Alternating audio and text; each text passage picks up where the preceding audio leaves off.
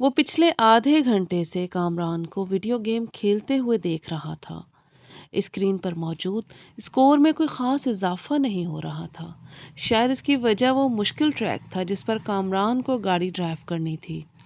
سالار lounge کے صوفوں میں سے ایک صوفے پر بیٹھا اپنی نوٹ بک پر کچھ لکھنے میں مصروف تھا، مگر وقتاً فوقتاً نظر اٹھا کر ٹی وی اسکرین کو بھی دیکھ رہا تھا جہاں کامران اپنی جدوجہد میں مصروف تھا۔ ٹھیک آدھے گھنٹے کے بعد اس نے نوٹ بک بند کر کے سامنے پڑی میز پر رکھ دی، پھر منہ پر ہاتھ رکھ کر جمائی روکی، دونوں ٹانگیں سامنے پڑی میز پر رکھ کر اور دونوں ہاتھوں کی انگلیاں سر پر پیچھے باندھے وہ کچھ دیر اسکرین کو دیکھتا رہا جہاں کامران اپنے تمام چانسز ضائع کرنے کے بعد ایک بار پھر نیا گیم کھیلنے کی تیاری کر رہا تھا۔ کیا پرابلم ہے کامران؟ سالار نے کامران کو مخاطب کر کے کہا۔ ایسے ہی نیا گیم لے کر آیا ہوں مگر اسکور کرنے میں مشکل ہو رہی ہے، کامران نے بیزاری سے کہا۔ اچھا مجھے دکھاؤ۔ اس نے صوفے سے اٹھ کر ریموٹ کنٹرول اس کے ہاتھ میں سے لے لیا۔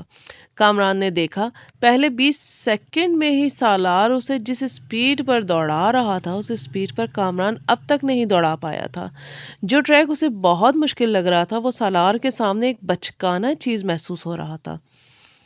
1 منٹ بعد وہ جس اسپیڈ پر گاڑی دہرا رہا تھا اس اسپیڈ پر کامران کے لیے اس پر نظریں جمانا مشکل ہو گیا، جبکہ سالار اس اسپیڈ پر بھی گاڑی کو مکمل طور پر کنٹرول کیے ہوئے تھا۔ 3 منٹ بعد کامران نے پہلی بار گاڑی کو ڈگمگاتے اور پھر ٹریک سے اتر کر ایک دھماکے کے ساتھ تباہ کرتے دیکھا۔ کامران نے پھر مسکراتے ہوئے مڑ کر سالار کو دیکھا۔ گاڑی کیوں تباہ ہوئی تھی؟ وہ جان گیا تھا ریموٹ اب سالار کے ہاتھ کے بجائے میز پر پڑا تھا اور وہ اپنی نوٹ بک اٹھائے کھڑا ہو رہا تھا۔ کامران نے سر اٹھا کر اسے دیکھا۔ بہت بورنگ گیم ہے، سالار نے تبصرہ کیا اور کامران کی ٹانگوں کو پھلانگتے ہوئے لاؤنج سے باہر نکل گیا۔ کامران ہونٹ بیچے 7 ہندسوں پر مبنی اس اسکور کو دیکھ رہا تھا جو اسکرین کے کونے میں جگمگا رہا تھا۔ کچھ نہ سمجھ میں آنے والے انداز میں اس نے بیرونی دروازے کو دیکھا جس سے وہ غائب ہو گیا تھا۔ سامعین اب جاتے ہیں دوسرے حصے کی طرف، اور اس میں لکھا ہے کہ وہ دونوں ایک بار پھر خاموش تھے۔ عزت کو الجھن ہونے لگی۔ امامہ اتنی کم گو نہیں تھی جتنی وہ اس کے سامنے ہو جاتی تھی۔ پچھلے آدھے گھنٹے میں اس نے گنتی کے لفظ بولے تھے۔ وہ اسے بچپن سے جانتا تھا، وہ بہت خوش مزاج تھی۔ ان دونوں کی نسبت ٹھہرائے جانے کے بعد بھی ابتدائی سال میں اس میں کوئی تبدیلی نہیں آئی۔ عزت کو اس سے بات کر کے خوشی محسوس ہوتی تھی۔ وہ بلا کی حاضر جواب تھی، مگر پچھلے کچھ سالوں میں وہ یکدم بدل گئی تھی، اور میڈیکل کالج میں جا کر تو یہ تبدیلی اور بھی زیادہ محسوس ہونے لگی تھی۔ عزت کو بعض دفعہ یوں محسوس ہوتا ہے جیسے اس سے بات کرتے ہوئے وہ حد درجہ محتاط رہتی تھی۔ کبھی وہ الجھی ہوئی سے محسوس ہوتی اور کبھی اسے اس کے لہجے میں عجیب سی سرد مہری محسوس ہوتی۔ اسے لگتا وہ جلد از جلد اس سے چھٹکارا پا کر اس کے پاس سے اٹھ کر چلی جانا چاہتی ہے۔ اس وقت بھی وہ ایسا ہی محسوس کر رہا تھا۔ میں کئی بار سوچتا ہوں کہ میں خواہ تمہارے لیے آنے کا تردد کرتا ہوں۔ تمہیں تو اس سے کوئی فرق نہیں پڑتا ہوگا کہ میں آؤں یا نہ آؤں۔ عزت نے ایک گہری سانس لے کر کہا۔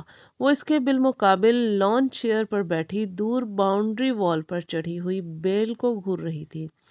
عزت کی شکایت پر اس نے گردن ہلائے بغیر اپنی نظریں بیل سے ہٹا کر عزت پر مرکوز کر دیں۔ عزت نے سوالیہ نظر سے اسے دیکھا مگر وہ خاموش رہی، تو اس نے لفظوں میں کچھ رد و بدل کے ساتھ اپنا سوال دہرایا۔ تمہیں میرے نہ آنے سے کوئی فرق نہیں پڑے گا امامہ؟ کیوں ٹھیک کہہ رہا ہوں میں؟ اب میں کیا کہہ سکتی ہوں اس پر؟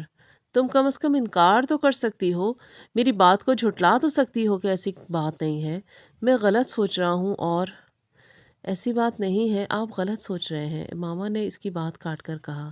اس کا لہجہ اب بھی اتنا ہی ٹھنڈا اور چہرہ اتنا ہی بے تاثر تھا جتنا پہلے تھا۔ عزت ایک ٹھنڈی سانس لے کر رہ گیا۔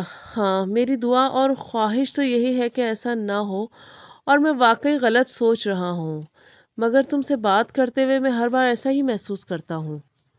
کس بات سے آپ ایسا محسوس کرتے ہیں؟ اس بار پہلی بار عزت کو اس کی آواز میں کچھ ناراضی جھلکتی ہوئی محسوس ہوئی۔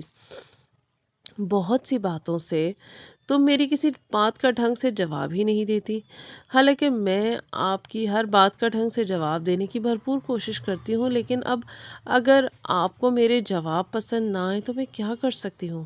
عزت کو اس بار بات کرتے ہوئے وہ مزید خفا محسوس ہوئی۔ میں نے یہ کب کہا کہ مجھے تمہارے جواب پسند نہیں آئے؟ میں تو صرف یہ کہہ رہا تھا کہ میری ہر بات کے جواب میں تمہارے پاس ہاں اور نہیں کے علاوہ کچھ نہیں ہوتا۔ بعض دفعہ تو مجھے لگتا ہے کہ میں اپنے آپ سے باتیں کر رہا ہوں۔